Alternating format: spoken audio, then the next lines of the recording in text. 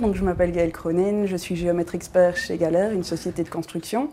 J'ai fait un parcours universitaire en géographie, option géométrologie. Le géomètre peut travailler sur un chantier de génie civil. Donc génie civil, c'est les ouvrages d'art, des stations d'épuration, des ponts, des tunnels, des grandes constructions.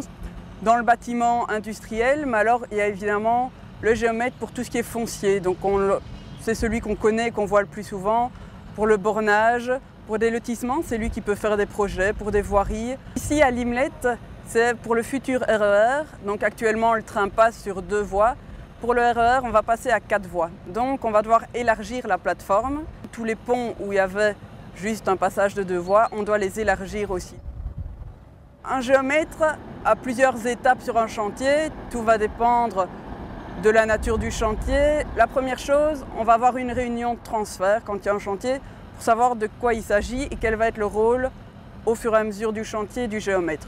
Donc au tout début, on va aller sur le terrain pour relever le terrain naturel. On va lever des points sur le terrain qu'on va matérialiser sur l'ordinateur pour divers calculs, représentations, pour pouvoir se situer et savoir où se trouvent les choses.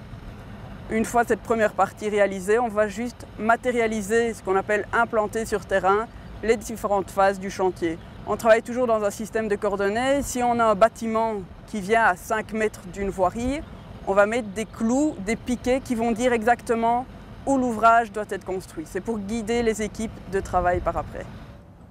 Le géomètre donne les renseignements utiles pour pouvoir construire au bon endroit et relève les éléments nécessaires pour pouvoir savoir ce qui a été fait sur le terrain.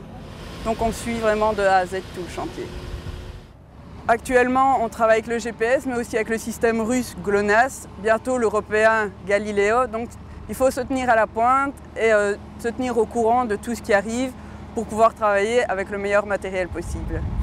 Donc une pelle GPS, c'est une pelle, c'est un peu révolutionnaire comme système. On a un système de positionnement.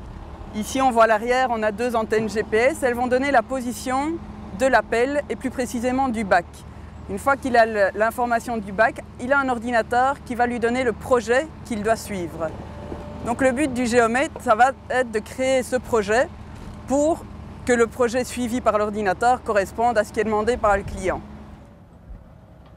Il y a plusieurs aspects du métier qui demandent certaines qualités. Je veux dire d'abord la rigueur.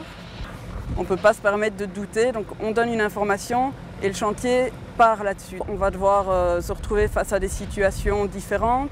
Donc l'analyse d'une situation avant de travailler est très importante.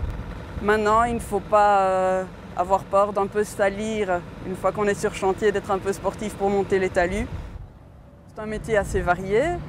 Tout d'abord, aujourd'hui, on le voit, travailler dehors est assez agréable. Ensuite, c'est la variété du travail. Donc, on travaille sur l'ordinateur avec des programmes spécialisés.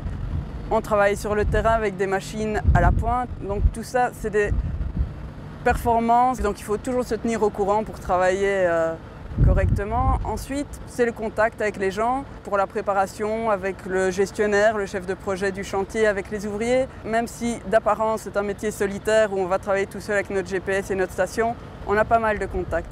Chaque chantier est un nouveau défi, donc c'est toujours se remettre en question.